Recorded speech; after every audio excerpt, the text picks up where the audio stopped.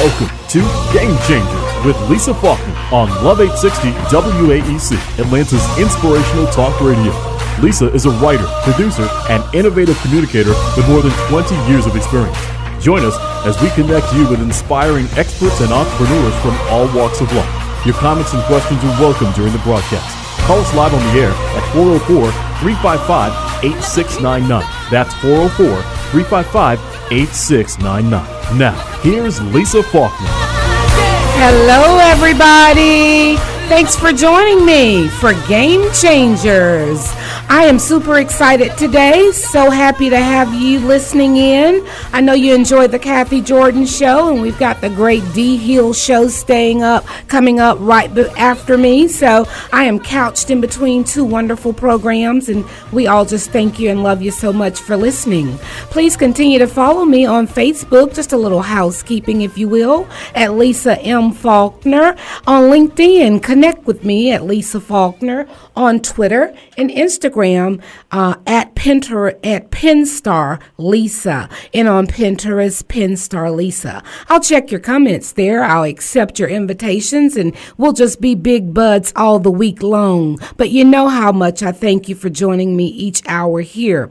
Also want you to go to pinstar.org on the Game Changers podcast page or the Game Changers media page to sign up for the weekly newsletter, and you'll learn more about our great guests that we have every week, like the ones coming up today, Mr. Keith Wyche. He's joining us. He is an expert change leader, if you will, a public speaker, an author. You're going to love him. You're going to enjoy him. I know you are. I have thoroughly enjoyed reviewing his material and speaking briefly with him, so I know that you're going to feel the same way. And in the second half hour, we're going to talk with Jeet Banarjee. Jeet is just tearing things up. He's a millennial entrepreneur, just doing things all over, so successful, so dynamic, and I can't wait for you to hear from him the second half hour. So again, just thank you so much for joining me. Let me tell you a little bit about Mr. Wyche, because I want to dive right in with the fabulous guests we've got for you today. Keith Wyche has risen to become a successful CEO, and he's one of the highest ranking African-American executives in the U.S., and he just really understands the rules for success. And those are rules that he now shares as an author, a speaker, and a thought leader, if you will.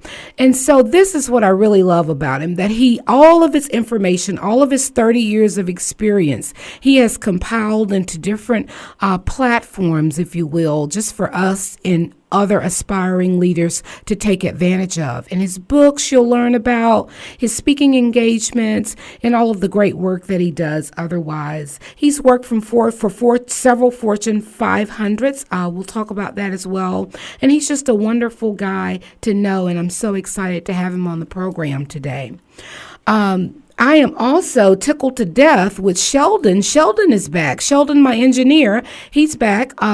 He's been out for a few weeks, and he's back with some wonderful news. And okay, so I'm talking him back into the booth because I'm ready to bring Mr. Wyche on. Sheldon's back the first week. I'm so excited. Anyway, without further delay, let's welcome Mr. Keith Wyche to the show. Hello, Mr. Wyche. Hello, how are you doing? I am doing well. How are you? I'm doing good. Tell Sheldon to get back in the booth. I know. What's he doing here? I'm so happy to have him back, and he's pulling stunts on me. He's scaring me. Knowing Sheldon, he had everything on automatic, and I probably could have brought you in without panicking there. Thank you so much for your time today. May I call you Keith? Absolutely. Excellent. Well, are you familiar with the Atlanta area? We're broadcasting out of Atlanta. Yeah, I spent a great deal of time in Atlanta, various organizations, very good friends down there. So, yes, I've spent a great deal of time in the Atlanta area. Excellent. And you hail out of Philadelphia, Pennsylvania, is it? I am in the city of love and sisterly affection, better known as Philadelphia. Wonderful. You've worked with several Fortune 500, sir, and you're now considered a thought leader, if you will.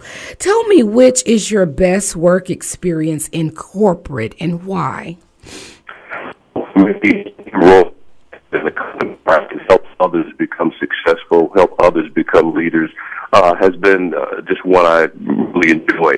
I've worked for places like IBM and AT&T, most recently in the grocery business with Acme and Cub Foods. And from an industry perspective, I love them all, but I probably had the most fun in the grocery store. There's nothing like creating ads for Thanksgiving and determining how much you're going to sell turkeys for. That's wonderful. I love creating ads. Isn't that the most fun thing, the creative aspect of marketing and sales, if you will? Oh, it is a blast. It's a blast. Keith, now you're also a change expert, and I follow a school of thought about organizational change, and it's textbook, but for me, it goes in three stages. One, change is constant. It's constantly happening in organizations, happens all the time throughout in small, unrecognized ways. And then two, it's intentional. That's whereby change is needed. And then three, it's transformational for the organization, and sometimes that happens strategically and other times not. Tell us your take on being a change expert and if any of those dynamics fit into your approach. You know, everything you said I agree with 100%. You have to have all components. But what I've learned is the one component you also have to add to that is really the what's in it for me. And what I mean by that is no one really understands or embraces change until you can answer the question, how is this going to affect me and my job? Wow, that's good. And until you do that, you know, change will be somewhat resistant and hard to come by. Now, what you're saying, what I think I also hear you saying is you pull those team members in and you make it a partnership with them. They realize that they're bettering the organization while they better themselves. Is that true? That's true, and you have to show them where they fit in the vision and the importance that they play. I'll give you a real brief example. Sure. In the grocery business, I was trying to increase the customer service experience. Now, I could have just gone out and said, hey, give better customer service, but literally I had to go to our front-end cashiers and our bag guys and say, hey, you know, you really make the shopping experience. A customer has a great shopping experience, but if they get to the checkout and it's a horrible experience, the bags, eggs aren't, you know, packed properly, it can ruin the experience. Conversely, if they had a mediocre shopping experience, a great checkout lady or person with a smile, you know, a gentleman or a young man or young lady helping with the bags can enhance a bad experience. And guess what? Shoppers who are happy spend more, which means there's more money for me to pay you more hours. And so once they were able to connect the dots to see how does this customer experience program impact me, then it was a lot easier to implement. Wow. And your work with those super value stores, I think that's what you're referring to, was pretty transformational, I would say. Yeah, different. It at the time was sort of competing with the likes of a Walmart or a Target or a Whole Foods or a Trader Joe's or a dollar store. And so it was really transformational in getting them to compete effectively. I'm getting a lot of... Hello? Hello? Yes, sir. I apologize. I don't know what's going on with my sound today. You were breaking up all over the place and then you just kind of dropped out. I apologize. But you were telling us, I'm certain that the listening audience heard about the transformational experience at Super Value there. But how do you change a demoralized workforce, or if you will, or a culture, if you will? Yeah, I've found whenever there's a demoralized workforce or culture, that there's typically some rotten apples somewhere in the organization, and usually at the top of the organization, unfortunately, because typically as a leader, you know, what you allow is what takes place, and what you approve of is what people do. And so there have been times when I've had to go in and make leadership changes to create a culture that was more inclusive, a culture of trust, a culture of openness. Because, again, it all rises and falls on leadership, you know, to small business ownership. You know, those are the folks who set the tone. That's good. So it sounds like you believe in working from the ground up. You believe in hands-on, even at the level where you operate as a leader.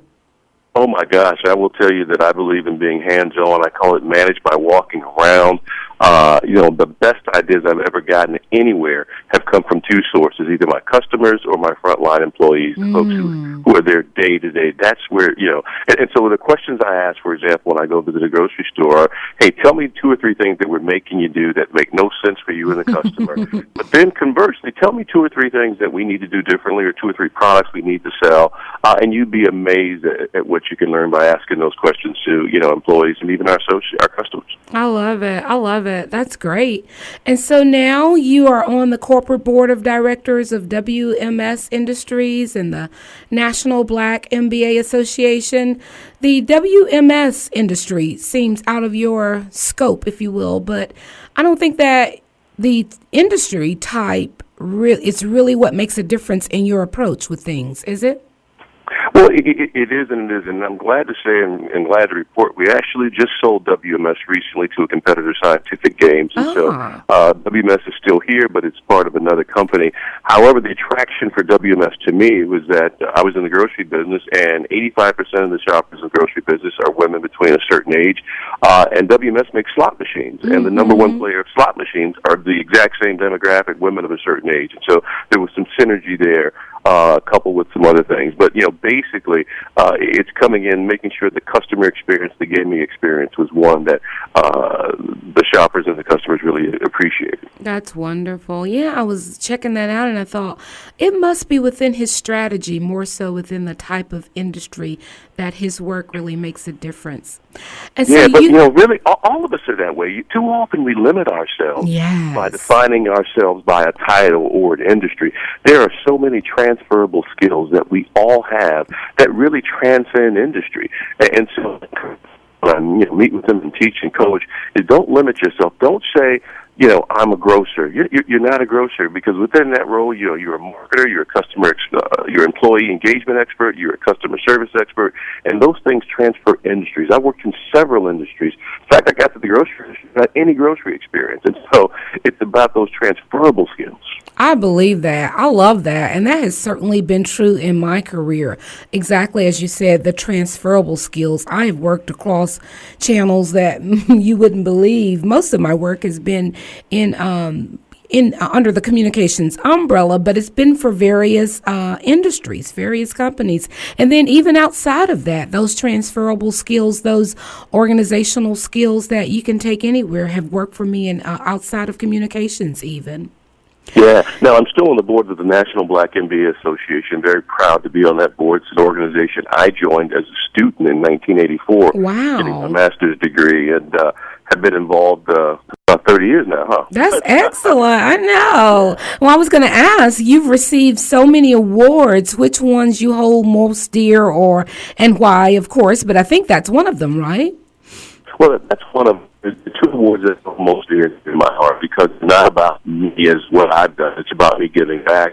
The first one I actually got in Atlanta in 2008 from Morehouse College. It was the Martin Luther King Renaissance Leadership Award. It was on the anniversary of the death. It was actually April 4th, 2008.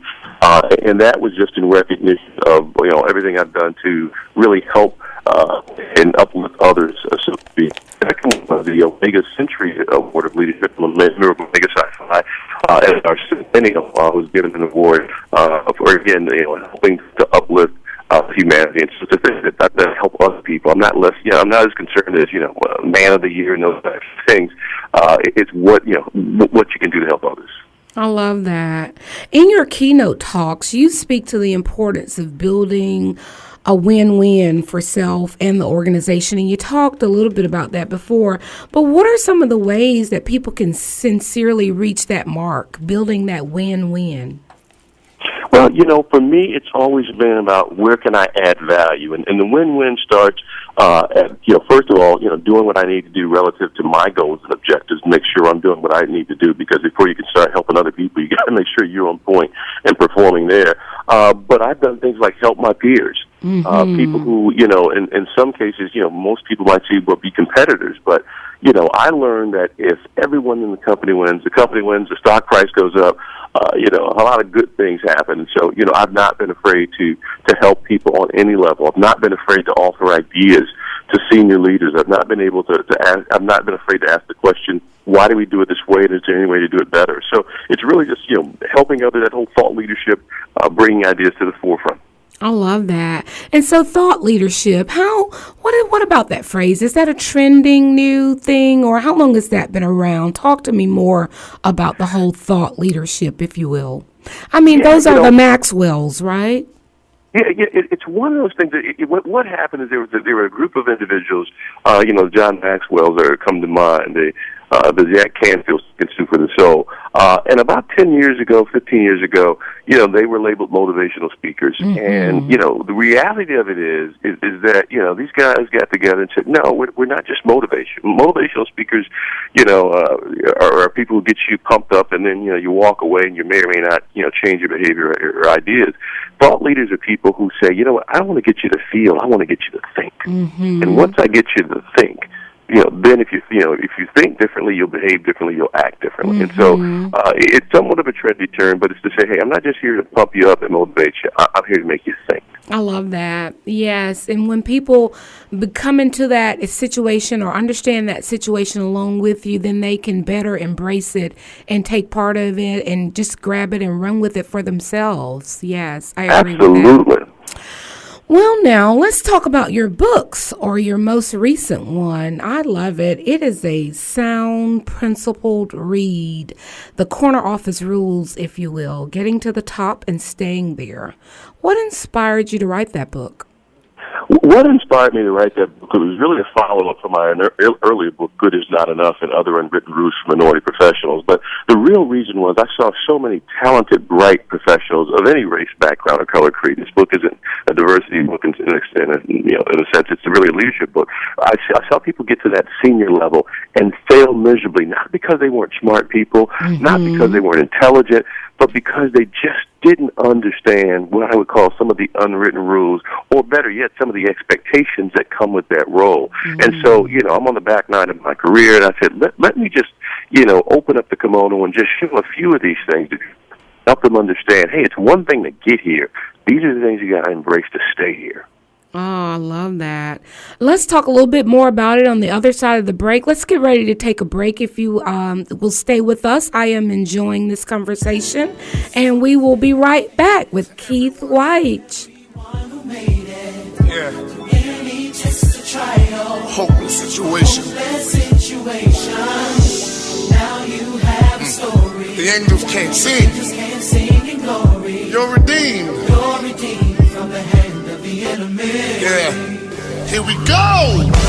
Whether it's in the courtroom, fighting in the ballroom, trying to feed your family, kicked out underneath you. God's able. God is more than able. He can turn the table. So turn and tell. Turn and tell your neighbor now it's time for you. Yeah.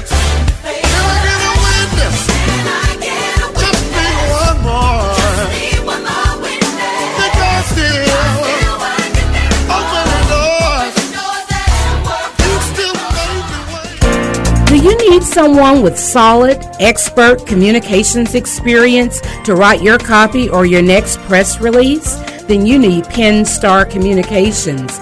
Let PenStar communicate your greatest potential with clear copy written for your business and marketing needs. Whether it's your next event or next campaign, PenStar Communications can write that for you. Visit penstar.org or call 404-828-0287 today. So what do you think, huh? What is it? It's your very own water park. All you did was flood the basement. No, look. I stapled a bunch of garbage bags to the steps and made this cool slide. Check it out. Hey, you want to give her a try? No. We want to ride real water slides. Happy, come on, get happy. Lake Winnipesaukah and Sokia Water Park are now open Thursday through Monday. Mondays at Lake Winnie, Mom is free when accompanied by 2 children paying full price. Sponsored by EPB Fiber Optics. Thrill aboard the Cannonball roller coaster. Splash into summer at Sokia Water Park. Mom is free every Monday when accompanied by 2 children paying full price. Call 877-525-3946 or visit lakewinnie.com. Come on, get happy and get soaked at the South's favorite family amusement park. Lake Winnipesaukah will make you smile. Come on, guys. We can get soaked right here. I'll just switch off the lights and... Dad?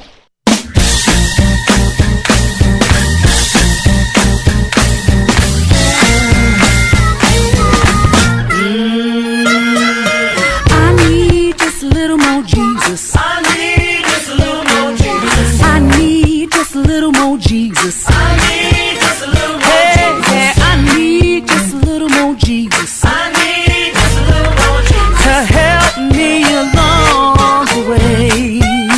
Oh, thank you, Sheldon. And thank you, listening audience, for staying with us. We are talking with Mr. Keith Wyche, and he is now telling us about his latest book, Corner Office Rules, Getting to the Top and Staying There. Why did you choose your co-author, sir, Renee Bellamy Booth? I chose Renee because she is just a phenomenal young lady who has spent her entire career really as a clinical psychologist. And so it was a way to say, let's partner with the practical, the person who does this every day for a living, and then add in the psychological impact and someone who coaches executives, senior executives on a daily basis. And so we give it two different perspectives on the same topic, and it just really works well. I agree, and I really saw that coming through in the text, so that was a wonderful choice. So we know that the rules are different at the top, or in the C-suite, if you will, but doesn't it all just carry over from what you really stand for? Tell us about how it's different. Well, it's different because, what you stand for is your value and your belief system. The challenge is when you get at the top is that the expectations change, both of others of you and then you of yourself. And so there's certain things that you have to just learn that come with the territory of being a leader that maybe when you were a middle manager or entry level you didn't have to face. And so it's just really a way of saying, hey, these are the things you need to understand. And there are a few that are more important than others. But these are definitely 10 that I recommend everyone learn to embrace if you have aspirations for leadership or if you want to understand what your leader might be facing. And that leader can be everything from your boss to your pastor to your coach, anyone in a leadership position. Now, you also talk about how you, in your book, when being good, this is another book. I won't touch on that, but I won't touch on that now. But I do want to talk about how your faith comes into play and how you've stood firm on it, or how it's even been an issue in your leadership, your faith, I mean. Yeah, it's interesting. I was asked a question not too long ago. If I could go back and tell my 20-something self what were the things that really helped propel my career, I call them the 5 F's. I start with my faith, focus, fortitude, fearlessness, and favor. And I start with faith because faith is, first of all, faith in myself, that, my God created me and I can do all things through him. And it's important because there will be times when your faith will be tested. There will be times when your faith and confidence in yourself will be tested, and you have to really stand firm in who you are and know that, there can be some battles that, you can't fight. You have to let God fight those battles for you, but maintaining your faith is important. So I think that this is more of an internal struggle or an internal buildup you're talking about, or internal reliance that you're talking about with your faith, not that organizational life challenges you on. Oh, yeah, absolutely. This is all internal. Well, talking about challenges or conflict, you embrace the constructive conflict, if you will. That's a part of your book as well. And I find that people are so afraid of conflict. I mean, and for me, I love it.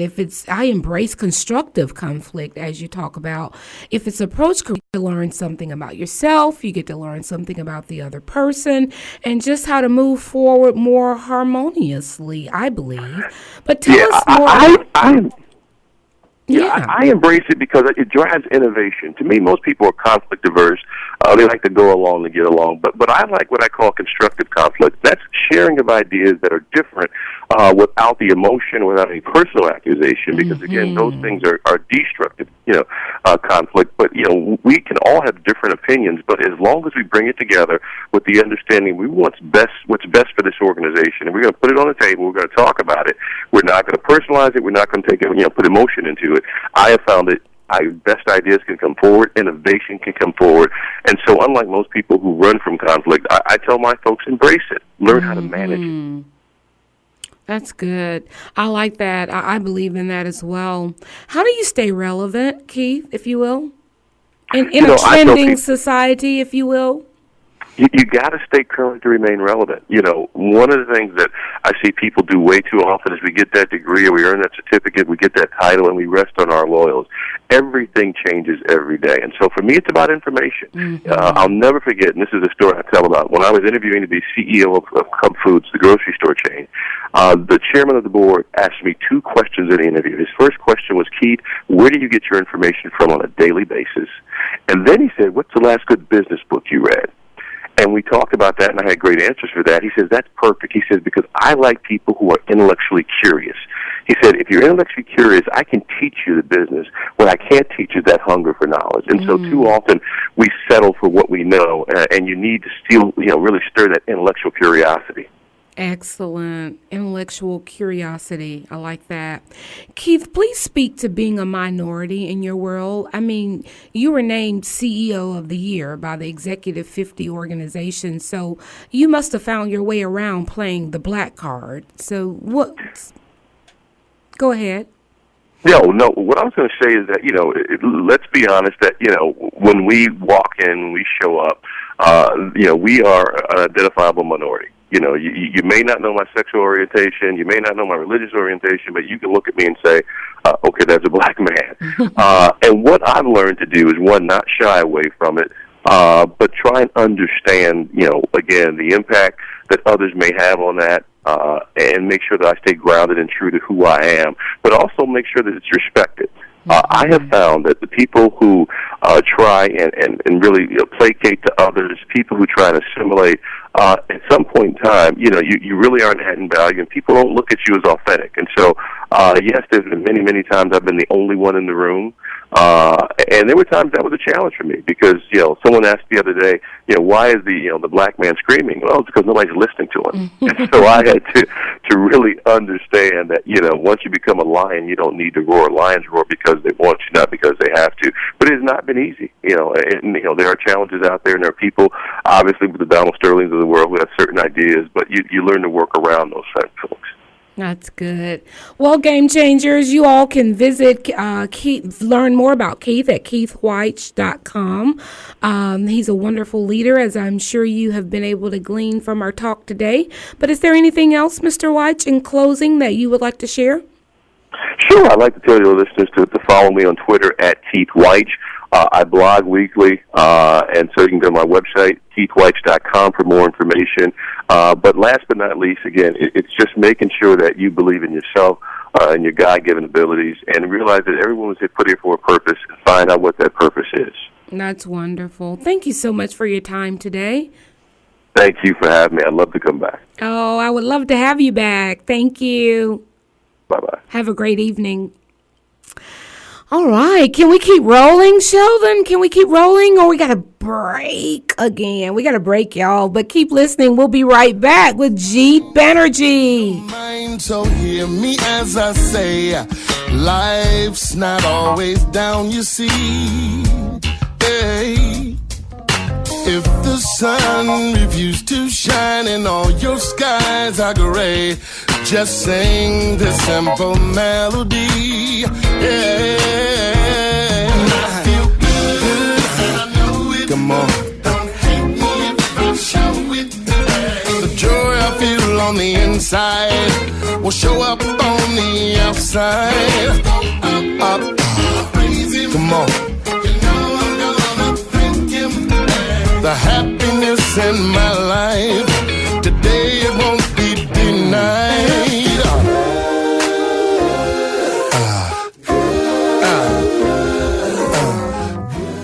Are your cable rates rising? Tired of being pushed around by your provider? It's time to push back. Cut the cable and get Dish installed with absolutely no equipment to buy. Here's the best part. Packages start at just $19.99 a month for an entire year. That's right. Call now and get Dish installed free. Plus HBO, Cinemax, Showtime, and Stars free for 3 months. If you call in right now, Dish will also throw in free HD for life. PMG Dish, a Dish authorized retailer, is waiting for your call and can have you watching TV as soon as tomorrow. Call 800-391-7962. Imagine all your favorite movies, sports, and shows in crystal clear digital quality for far less money, and you won't have to deal with the cable company anymore. At only $19.99 per month, they're practically giving it away. Call now for full details. Call 800-391-7962. That's 800-391-7962. Again, 800-391-7962. Limited time offer for prices, packages, and programming subject to change without notice. 24-month agreement required. Cancellation fees, auto pay, and paperless billing and other restrictions apply. Call for details. Whether it's a serious fall, fire danger, or other type of home emergency, Life Alert is there for you. The company, with its slogan, "Help, I've fallen and I can't get up," protects its members. Here are some of them. When you have a heart attack like I did, and there's no one there, Life Alert was there for me. Having a secure feeling through Life Alert is ideal. My independence is possible because of it. Now, Life Alert can also protect you in a fire emergency with a system that automatically notifies our monitoring center. Thanks to Life Alert, you can live alone without ever being alone. With Life Alert protection, elderly people can avoid or delay going into a nursing facility. For a free brochure about Life Alert service, call now 1-877-522-2215. That's 1-877-522-2215. Call Life Alert now for your free brochure at 1-877-522-2215. We want to speak life over you today. Every person listening, I want you to understand that no matter where you've been or where you might currently find yourself, it's not over. When God is in it, there is no limit. New breed. It's not over. It's not finished. It's not ending. It's only the beginning. It's only the beginning. When God is in there, all things are new. All things are new. All things are. Welcome back, everybody. You are going to love our next guest. I always, each week there's a guest on that I feel like I know or I should know or need to know, but you're going to love him as much as you did our last guest. He is a true and positive depiction of this new millennial and all of the great happenings that are coming along with them and how they just kind of take everything by its collar and make it into what it needs to be for them. He is a role model and an example to many, and rightfully so. Jeet Banarjee is a 21-year-old serial entrepreneur, digital marketing consultant, author, public speaker, and change maker. He put the change in Game Changers, y'all. He started his first business in high school and sold it 2 years after growing the business to 15-plus employees. We're going to hear of it and so much more from this fine young game changer on the move. Please welcome to the mic Mr. Jeet Banarjee. Hi, Jeet. Hey, thanks so much for the warm welcome and having me. Oh, it is my pleasure. Thank you for joining us today. Jeet, I just love everything you stand for. If you don't mind, I'm going to just go through your best-selling book, Limitless Thinking, How One Young Entrepreneur Found Success with No Degree, Experience, or Money, and ask you questions, because this book is everything. I mean, it tells the entire Jeet story, and it's such a good, easy read. It gives good sound, yet kind of esoteric information. I mean, you've really got to be hungry for this entrepreneurial information if you are going to enjoy this book, would you say? Yeah, no, absolutely. I completely agree with you. But it's got practical steps in it. I mean, really a life guide and amazing for someone so young, Jeet. Congratulations on that. Thank you. I appreciate it. My pleasure. What inspired you to write the book? So what actually ended up happening towards the end of last year was I kind of gave a TEDx speech, and after giving that speech, I kind of got one common question from many different people from all walks of life, and the big question was, so everyone for some reason thought that I had some kind of major backing or some kind of almost like superhero skill that made me successful, and I kind of wanted to show people by writing a book and telling my full story that that's not what the case was. It's anything but that. And that's kind of why I titled it How One Young Entrepreneur with No Degree, Experience, or Money, and kind of just show people that it wasn't that I had a special skill, but rather that it was my mindset. Well, you talked about the TEDx speech that you gave. Now, tell us more about TEDx. I find that that's a good organization and a good way to get highly recognized, wouldn't you say? Yeah, absolutely. I mean, when I got invited to do the speech there, I was real the first couple of days, and it's basically their big idea is people sharing ideas that are worth spreading. So that's the whole idea behind TEDx. Okay. And this was the day that you said you realized that you were going to change the world for better. So from that day onwards, you said you made the promise to just continue inspiring and motivating people and sharing everything you learned. Now, I think that's a very mature approach, even coming from someone your age. And I keep referring to your age. So let's just talk a little bit about how maybe your age has kind of gotten in the way, or how you've had to try to strategize your way around people thinking differently of you because of your age. Tell me about how that has maybe been a challenge for you. Yeah, absolutely. So when I got started, I was kind of very, very motivated, very excited to kind of get into the business game.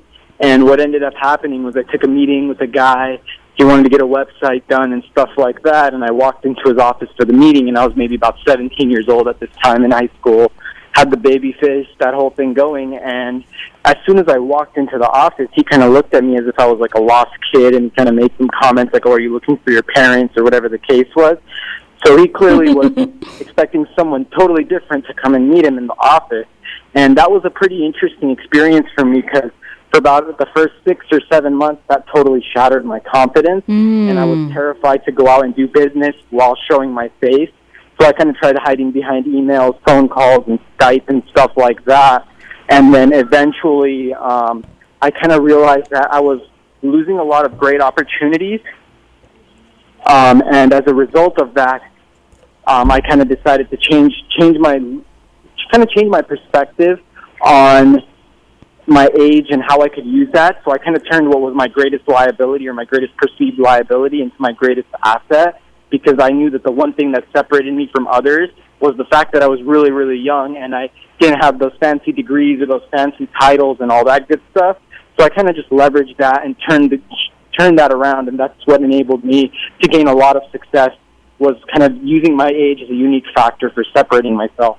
How do you do that? I mean, how do you use your age to separate yourself as a positive? Yeah, absolutely. So one example is I was kind of running like a web design agency in high school. That's kind of the company I ran for 2 years before selling. So we used to do a lot of online marketing and social media campaigns. So clients oftentimes that I would meet in person would ask me, why are you better to serve me than, let's say, someone else or someone more older? And my answer to them always would be that I grew up with social media, so it's something that I kind of just acquired, whereas my competitors who are in their late 30s, late 40s, stuff like that, they actually went to school for it, and this is something that they had to kind of learn from like a textbook. And I kind of told them there's no textbook way of doing social media. And the fact that I've been able to grow up with it and I understand and comprehend it enables me to kind of use that to my advantage to create a campaign that's going to be unique and different from what everyone else is creating. And that was something, that's like one example of how I use my age to kind of position myself, and that used to work very well. That's wonderful. And I know everyone knows what a bonus social media and understanding it is these days. But you talked about not having the fancy degree or the extensive resume. However, it's kind of ironic that your most recent business or most successful business, I think it is statfuse.com, it is geared towards the college student. So you must see the benefit in higher education, if you will. Tell me about that, your thoughts along developing that, and why you are not a part of that same crowd, or why that didn't work for you. College, I mean. Yeah, absolutely. So the way I kind of look at college in general is that I think the biggest misconception is that people look at college as like the one thing that you have to do or don't have to do, and they look at it as only one source of knowledge or one source of learning. And most people believe it like it's like almost like religiously that this is something that you have to do in order to be successful. And I really disagree with that. Whether you think college is the right form or the right tool to educate yourself or not is really up to you and kind of the settings and the environment that you feel most comfortable learning in. So for me personally, I felt like I was learning a lot more by just going out there and kind of implementing and taking action and being extremely impatient. And I like to say that impatience is a virtue for me. And that's kind of one of the main reasons why I've been successful, is because if I would have waited 4 years to go to college and finish that and then to go out and do stuff, I would have been maybe successful 4 years later. I might not have been successful at all. But the fact that I was really impatient and I just ran with it and I started learning along the way, making mistakes, making failures, I think that helped me become so successful so quickly and gave me the knowledge that I have. So even though I didn't go to college, I was essentially learning just from a different form or from a different environment. And I think that's kind of my biggest take on college. So I think college is extremely valuable, but it just totally depends on each individual person. It's not a necessity to be successful, and it's also something that you shouldn't just completely ignore, just completely badmouth. So that's my kind of opinion on it. That's good, Jeet. And you say you didn't go, but you did give it a try, and that's how you learned that it was not for you. Is that correct? Yeah, absolutely. So I went for about 4.5 semesters, and I was kind of running my business simultaneously. So I got to kind of get a real life example, and I was able to compare my results in the classroom versus what I was learning outside the classroom while performing my business. And I quickly saw that I was learning a lot more outside of the classroom, and that's why I kind of decided to just drop out and take some time off and just fully focus on educating myself in the real world. And I always had college as like the backup, so if I ever wanted to go back even now, I can always just make a phone call, talk to my counselor, and get re-enrolled and start from the 4 semesters of credits that I already built up. So that's kind of how I started college and decided to kind of get out of it for some time being, just to focus on my businesses. I love that. And I love the part about you educating yourself. And you point out some very detailed, really practical life application ways that you can educate, that we all can educate ourselves on a daily basis. Talk to us about those. Yeah, absolutely. So, I mean, just the internet itself is it's like the biggest library in the world, honestly. And that's really where I learned everything that I know, aside from like my real life interactions and real life stuff that I did. And the biggest thing is like online, you can get courses, you can get access to ebooks, you can buy books, you can watch videos on YouTube of other successful people doing commencement speeches, sharing their stories. You can read articles. So as long as you kind of plug yourself into the right communities and kind of like do the right research on YouTube or on courses or whatever it is for whatever it is that you want to learn, the internet will give you everything that you need. And I think that's like a huge, huge benefit. And I'm extremely lucky and blessed that I had access to that. And I was kind of grew up in that era where I was easily able to learn through the internet rather than having to go to a library or whatever the case was, because maybe 50 years ago it was a lot harder to learn than it is today. So you had your first successful business your first year in college, but you've run several businesses. Tell us the most successful one, and what have you narrowed down to be your key to success? Yeah, absolutely. So I'd say my most successful business has been the one that I started about 8 to 9 months ago. And we started doing over 6 figures in about 3 to 4 months in that business. So that was really exciting. And I think the biggest thing that just kind of helped me become successful was really my mindset and kind of my focus towards different things. Like, many people look at failure or mistakes as something really negative, but I learned kind of early on that I had to embrace it, and it was something that I couldn't run from, and that I didn't want to just give up. I wanted to kind of use each experience, reflect upon it, and then see how I can come back better, how I can come back stronger. And I kind of say, what I like to say is that failure doesn't define you or your business unless you allow it to, because failure to me is just an event. Last Monday, I failed doing X, Y, Z. Now, if I just give up and I stay there, then I'll definitely be a failure continuing forward. But if I get back up, I use that experience, and I keep trying, I can be successful. And the biggest thing in business is that you only have to be really right once to be successful. That's excellent. People will remember you for the successes. You only have to be really right once to be successful. Out of all the many failures or walls you might have come up against, that doesn't matter as long as you continue until you get that right fit. Is that correct? Absolutely. And so you had a really bad time a couple of years ago. You had a bad business deal, and I think maybe you're still kind of even recovering from that. What have been some of your hard lessons, if you will, or if you want to share that one with us? Yeah, absolutely. I mean, some of like the biggest things that I've kind of learned is biggest lessons that I've learned is kind of like how doing business properly, being careful who you trust in the business world, really not putting all your eggs into one basket. So these are just kind of small lessons that I've learned along the way. I mean, like, the hardest lessons have probably been the ones where I've lost a lot of money or I've lost a lot of time as a result of something. But eventually you kind of just learn that there's always more money to be made, and there's no shortage of money in the world.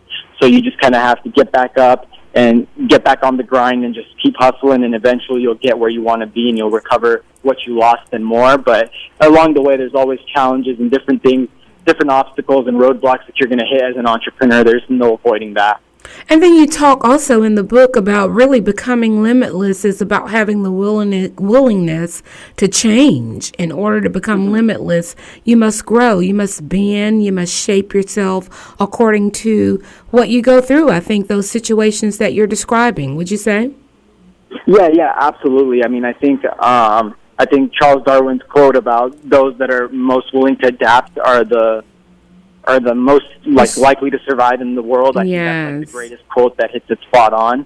So yeah, I agree with that, absolutely. But what do you really have to offer? What would you really like for people to know, Jeet, about you, your business, your work? What do you inspire most with when you make these speeches, or the public speaking, if you will? Yeah, absolutely. So the biggest thing that I like to tell people is that my dream or my big why was becoming an entrepreneur and changing the world through innovation. And I don't tell people that you have to take the same path as me and become an entrepreneur and start a business and do this stuff, because every person is wired differently. But I know that there's one thing that's the same between every single person. Every single person has that big dream or that big why that they want to fulfill. Mm-hmm. And no matter how crazy or how amazing it is, that's what I want to help people chase. And even in limitless thinking, that's kind of all that I'm trying to express. It's not I'm trying to tell you how to become an entrepreneur. I'm trying to share my story of how I turned nothing into something, and I was able to live the dream. And that's kind of the big message that I want people to understand, is that if you think properly and you have the right mindset and you develop the proper principles, you can live your dream and you can make money and you can be successful and you can have all these amazing things happen to you, and it just takes the courage and the proper mindset to do so. And you said that most people fail for two reasons. They don't take on a challenge because they make excuses, and two, they try and they give up too early. Have you seen examples of that? People just walking out on their dream just a little too soon? Yeah, I mean, absolutely. I mean, I see that dream so often. I mean, I'm lucky to work with a lot of startups and a lot of entrepreneurs, so I see a lot of entrepreneurs that have like a big idea or a big problem that they really want to solve because it's something they're passionate about. And so I'll kind of help them out, or I'll refer them to people that can make them a website or kind of whatever the case is. And then after some time, I kind of see that they just like give up or they just quit or something ends up happening where they completely give up their dream just because things got rough. So it's something that I've seen a lot happen in the entrepreneurial community. And do you see that other people come right along and take that dream from them? So I like to think that nobody can take something from you unless you give it to them. So I think it's really hard to say that someone can take something from you unless you are actually kind of willing to give it to them. So in some way or some level, people are letting go even just a little bit, and that's when someone else is taking it away from them. Or people come along and make that same idea work. Now, this concept, I really buy into this. I really agree with this when you talk about time being the most valuable commodity.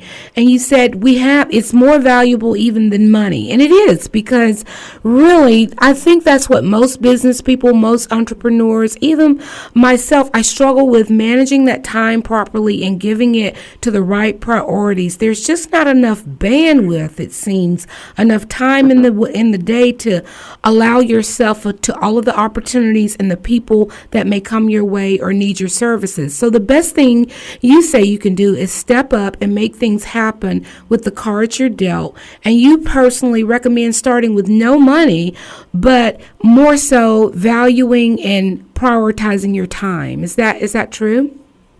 Yeah, absolutely. So, I mean, in regards to the time thing, I absolutely think there's many people that are willing to sacrifice their own value just to make a quick buck. And the biggest thing that I've realized from the lessons in my life so far is that you can always get money back if you lose it or something happens. But time is one thing that no matter how hard you try, you cannot get back. And then kind of in terms of like starting out or starting your dream or something like that, if you obviously have money, if you have finances, and that'll help you with your dream in any way, then yes, absolutely, I believe you should use it, or you should utilize that to your advantage because it's a resource that you have. But some people like myself didn't have a resource of money. When I started, I didn't have a bank account. It even sucked that I would be getting paid on PayPal by clients, and I wouldn't be able to access that money until my 18th birthday because I wasn't even technically supposed to have a PayPal. So when you're kind of dealt like cards like that, or certain challenges or obstacles like that, instead of just waiting, I could have waited and said, oh, when I turn 18, I'll start this business. That's right. But my motto was, no, I'm going to do this right now because I want it that bad. I don't want to wait a year. So it's all kind of about that hunger and how bad you want it, and not letting those lack of resources or those excuses, so to speak, from stopping you now. So you don't call them game changers. You call them change makers. And you said change makers start by breaking the rules, then making the rules. Tell me a little bit more about how you've done that. Yeah, absolutely. So, I mean, when I first started out and I kind of read some books about entrepreneurship and building a business and stuff like that, there was kind of like it seemed almost like it was like almost a Bible on how to start a business, and everyone said you got to do X, Y, Z, and this is how it's got to be done. And I kind of decided to kind of go away from that, because the biggest thing people kept saying is, oh, you need to have money, you need to have financials to start a business, and you need to have a lot of experience. You need to go work jobs, you need to go get a corporate job, you need to see how the business runs and stuff like that. But I was like, I could do that, but that's going to take 5-10 years to get that bank account, to get that experience, and I'm really hungry for this right now. So those are kind of different ways that I broke the rules. I decided this successful person is set to do this, but the way I do with any advice is I take it kind of like with a grain of salt, and I kind of break it down. Does this make sense to me, or do I want to try something else? And the worst case that happens if I don't listen to the advice that I get or the great book I read and I try it myself is I'll just learn. I might be right, I might be wrong, it might be both ways. We'll never know until I really try. So I always give it a shot anyway. I love that. And then you've got a quote in the book where you say, you haven't failed, you've just found 10,000 ways that won't work. Yeah. I love that. Sheldon, you're looking at me. Are we going to take a break with just 5-6 minutes left? We're going to keep rolling, right? Excellent. He's just checking in on us, Jeet. I love this book. So you say doubt kills more dreams than failure ever will. Love that. Yeah, talk to us about doubting and the opportunities that you've had moving past that doubt, if you will. Yeah, absolutely. So that's actually one of my all-time favorite quotes, and that's what I almost end every single presentation or speech that I give. And yeah, absolutely. I mean, the biggest thing, like, I get a lot of people that have big dreams that always reach out to me via email, probably like 50 to 100 people a day. And the biggest thing that people constantly kind of seem to show me in these emails is that, oh, I have this big idea or this big dream or this great thing that I want to do.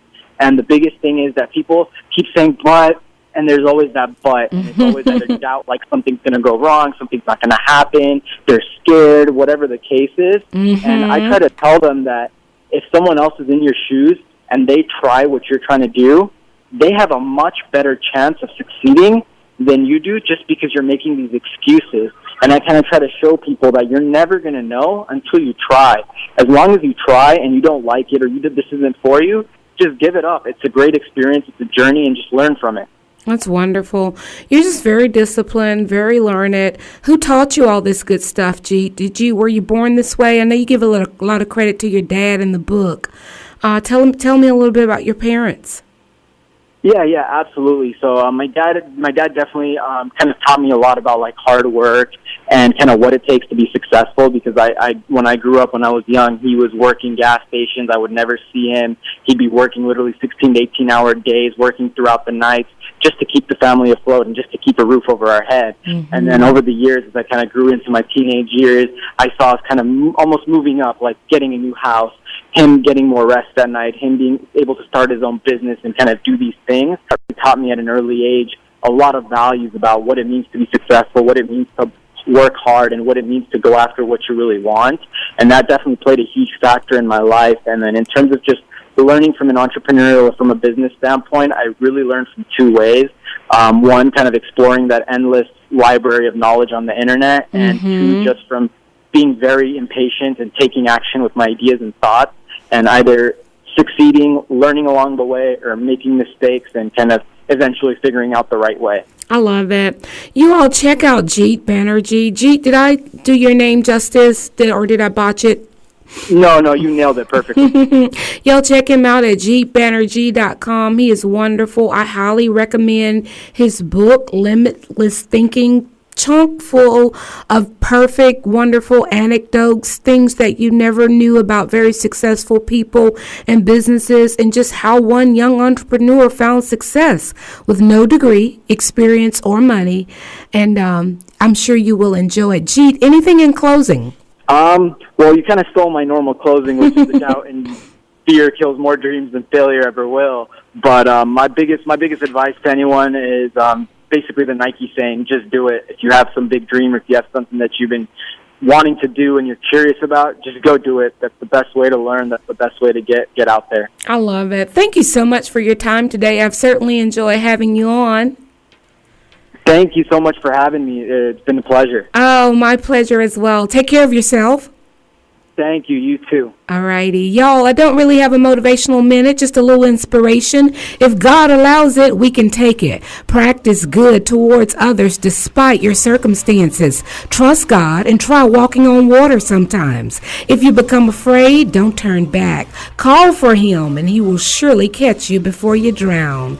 That's it, Game Changers. I will talk to you in 623. That's 6 days and 23 hours. Until then, do your best.